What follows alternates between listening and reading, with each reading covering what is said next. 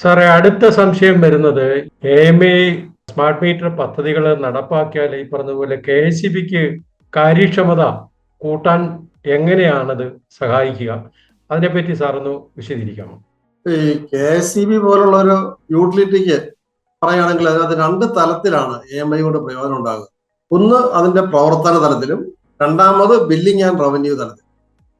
ഈ billing and revenue തലത്തിനെ കുറിച്ച് പറഞ്ഞാൽ നമുക്കറിയാം, മീറ്റർ റീഡിങ് തൊട്ടിട്ട് ഡിസ്കണക്ഷൻ വരെ, അതായത് അതിന്റെ മുഴുവൻ പ്രവർത്തനം ബില്ലിങ്ങിലും റവന്യൂ ശേഖരണത്തിലും ഡിസ്കണക്ഷൻ അതുപോലുള്ള എല്ലാ കാര്യങ്ങളിലും ആവശ്യമായ മുഴുവൻ ചെലവും അനുബന്ധിച്ച തലവേദനകളും AMI മുഴുവൻ ഇല്ലാതാവും എന്നത് യൂട്ടിലിറ്റിയുടെ സാമ്പത്തിക സ്ഥിതിയെ മെച്ചപ്പെടുത്തും. അതൊരു സംശയമില്ല കാര്യം.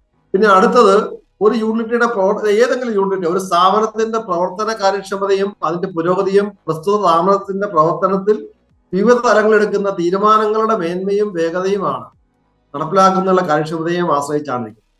ഒരു തീരുമാനം എടുക്കുക, അതിന് വേണ്ടുന്ന ഡേറ്റ ഇമ്മീഡിയറ്റ് ആയിട്ട് ആക്സസ് ചെയ്യുക, അപ്പൊ വന്നിട്ട് അതിനെ കൃത്യമായ തീരുമാനങ്ങൾ വരിക, അതിന് എന്നിട്ട് ഇമ്മീഡിയറ്റ് ആയിട്ട് ഇംപ്ലിമെന്റ് ചെയ്യുക. ഇതാണ് ഒരു സ്ഥാപനത്തിന്റെ കാര്യക്ഷമതയെ നിർണ്ണയിക്കുന്നത്.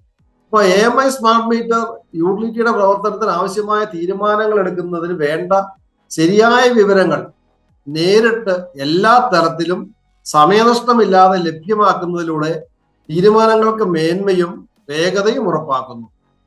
ഇത് നേരിട്ട് നമുക്ക് വേണ്ടുന്ന റിപ്പോർട്ടുകൾ, ഇവർ ഒരു ലൈൻമാൻ തലം തൊട്ടിട്ട് CMD തലം വരെ അവർക്ക് ആവശ്യമായ റിപ്പോർട്ടുകൾ നേരിട്ട് ഇൻ ബിറ്റ്വീൻ ഒരു ടാമ്പറിങ് ഇല്ലാതെ കറക്റ്റായിട്ട് കിട്ടും എന്നുള്ളതാണ് ഇതിനകത്ത്. അതായത് ഹ്യൂമൻ ഇന്റർവെൻഷൻ പോലും ഇല്ലാതെ. ഈ വൈദ്യുതി ആണല്ലോ ഈ നമ്മുടെ യൂട്ടിലിറ്റിയുടെ വിൽക്കുന്ന കമ്മോഡിറ്റി. ആ കമ്മോഡിറ്റിയെ സംബന്ധിച്ചുള്ള എല്ലാ വിവരങ്ങളും എല്ലാ തലത്തിലും നേരിട്ട് വേണ്ടവർക്ക് വേണ്ട പോലെ കിട്ടാനുള്ള സാഹചര്യമുണ്ട് AMI. അത് യൂട്ടിലിറ്റിയുടെ പ്രവർത്തന കാര്യക്ഷമത വർദ്ധിപ്പിക്കുന്നതിന് വലിയ പങ്ക് വഹിക്കും.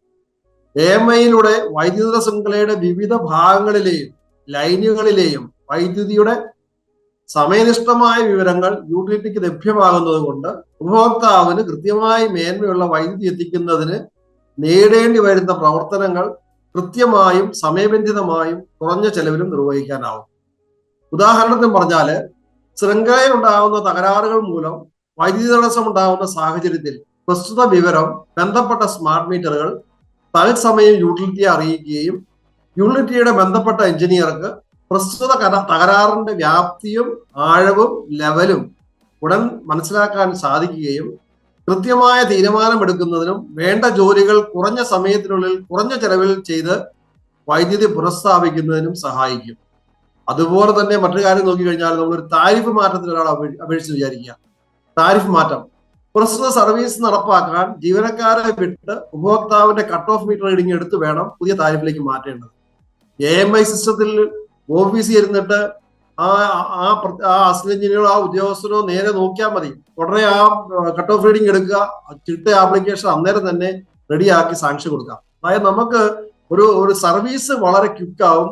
അതിനുള്ള ഡേറ്റ, ആ തീരുമാനം എടുക്കണമെങ്കിലോ സർവീസ് കൊടുക്കണമെങ്കിലോ വേണ്ട ഡേറ്റ ഇമ്മീഡിയറ്റ് ആയിട്ട് നമുക്ക് അവൈലബിൾ ആക്കാം.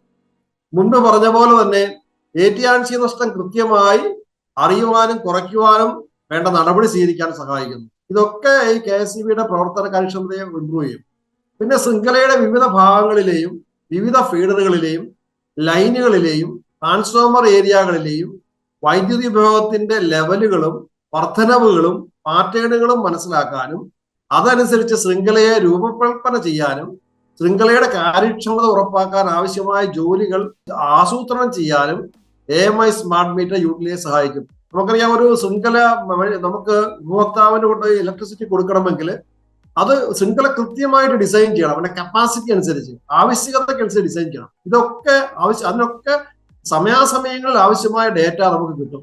അങ്ങനെ ആസ്തിവൽക്കരണ ജോലികളുടെ ഏറ്റവും കാര്യക്ഷമമായ നിർവഹണം AMI പദ്ധതിയിലൂടെ സാധ്യമാകും. അല്ലെങ്കിൽ ഇപ്പം പറ്റുന്നതെന്ന് വെച്ചാൽ, ചിലപ്പോൾ ഒരു ട്രാൻസ്ഫോമർ വെച്ചാൽ അവിടെ ലോഡിക്കത്തില്ല, അവിടെ ആളില്ല. ഇപ്പോൾ ലൈൻ വലിച്ചു കഴിഞ്ഞാൽ, ഒരു സബ്സ്റ്റേഷൻ വെച്ച് കഴിഞ്ഞാൽ അവിടെ ആയിരിക്കത്തില്ല ലോഡ് ഗ്രോത്ത് ഉണ്ടാകുക. ഇതൊക്കെ നമുക്ക് കൃത്യമായിട്ട് അറിയാൻ പറ്റും. KSEB-യുടെ വരുമാനത്തിൽ വൻ വർധനത്തിന് സാധ്യത ഉണ്ടാകുന്ന ഒരു കാര്യം ഇവിടെ പറയാതെ വയ്യ. കാരണം വെച്ചാല് AMI വന്നു കഴിയുമ്പോൾ എന്താ സംഭവിക്കാന്ന് വെച്ചാൽ, കാര്യങ്ങളെല്ലാം വളരെ പക്കയാകുക എന്ന് പറഞ്ഞാൽ KSEB-യുടെ വരുമാനത്തിൽ വലിയ വർധന വരാൻ സാധ്യതയുള്ള ഒരു കാര്യമാണ് ഡിമാൻഡ് ബേസ്ഡ് ഫിക്സഡ് ചാർജ്. നമുക്കറിയാം, ഫിക്സഡ് ചാർജ് മേടിക്കുന്നുണ്ട്. അതിന്റെ അത് സാധാരണഗതിയിൽ ഡൊമസ്റ്റിക് നീക്കി ബാക്കിയുള്ള എല്ലാ ഇവരുടെയും കണക്ട് ലോഡിന്റെ അല്ലെങ്കിൽ ഡിമാൻഡിനനുസരിച്ചാണ്. ഇപ്പൊ ഈ ഡിമാൻഡ് സ്മാർട്ട് മീറ്റർ സ്ഥാപിക്കുന്നത് എന്താ സംഭവിക്കുന്നത്? ഇതാരും ഡിമാൻഡ് പറയേണ്ട ആവശ്യമില്ല. അവരുടെ ഡിമാൻഡ് ഓട്ടോമാറ്റിക് ആയിട്ട് അവരുടെ ബില്ലിങ്ങിലേക്ക് വരും. അപ്പൊ അതിന്റെ പ്രയോജനം എന്തുവാണ്? ഇപ്പം നമുക്കറിയാം, നമുക്ക് unauthorised use of electricity section 126 പ്രകാരമുള്ള ബില്ലിങ്ങുകളെല്ലാം വലിയൊരു പ്രശ്നമാണ്. ഒരാൾ അഡീഷണൽ ലോഡ് വെച്ച് കഴിഞ്ഞാൽ അയാൾ പോയി ഇൻസ്പെക്ട് ചെയ്ത് കണ്ടുപിടിച്ചാൽ മാത്രമേ അദ്ദേഹത്തിന് ലോഡ് ചെയ്യാൻ പറ്റുള്ളൂ. അടച്ചാൽ ഫിക്സഡ് ചാർജ് അല്ലെങ്കിൽ അവർ അടിക്കത്തില്ല. അങ്ങനെയുള്ള പ്രശ്നങ്ങൾ ഒന്നും ഇവിടെ ഉണ്ടാവില്ല. കാരണം വെച്ചാല് അദ്ദേഹത്തിന്റെ മാക്സിമം ഡിമാൻഡും ഇതുപോലുള്ള കാര്യങ്ങളും ഓട്ടോമാറ്റിക് ആയിട്ട് ഇതിലേക്ക് ബില്ലിങ്ങിലേക്ക് റിഫ്ലക്ട് ചെയ്താൽ അതനുസരിച്ച് നമുക്ക് ഈ ബില്ലിങ്ങിലെ അൺഓതറൈസ്ഡ് ലോഡ് ഉണ്ടെങ്കിൽ നമുക്ക് കണ്ടുപിടിക്കാൻ പറ്റും. അതനുസരിച്ച് അത് അവരെ ഇത് ചെയ്യാൻ പറ്റും. അത് അന്നേരം മാത്രമല്ല, അദ്ദേഹത്തിന്റെ ആ ഉപഭോക്താവിന്റെ മുന്നോട്ടുള്ള മുഴുവൻ സമയത്തും ആ ഒരു അഡീഷണൽ ഇൻകം ആണ് കിട്ടുന്നത്. ഒരു KWന് വ്യത്യാസം ഉണ്ടെങ്കിൽ എത്ര രൂപയാ വ്യത്യാസം വരിക നമുക്കറിയാലോ.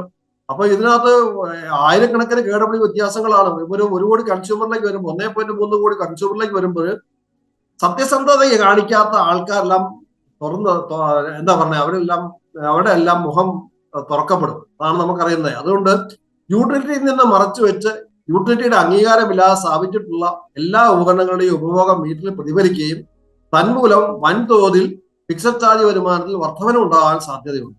അതുകൊണ്ട് തന്നെ നമുക്ക് ഒരു വലിയൊരു ജമ്പ് ശരിക്കും പറഞ്ഞു കഴിഞ്ഞാൽ സ്മാർട്ട് മീറ്റർ വെച്ച് കഴിയുമ്പോൾ റവന്യൂവില് ഉണ്ടാകാൻ സാധ്യതയുള്ളത് അതിന്റെ അനുഭവത്തിൽ നിന്ന് തന്നെ നമുക്കറിയാം. പലപ്പോഴും ഇത് ഉണ്ട്, വാസ്തുതയാണ്.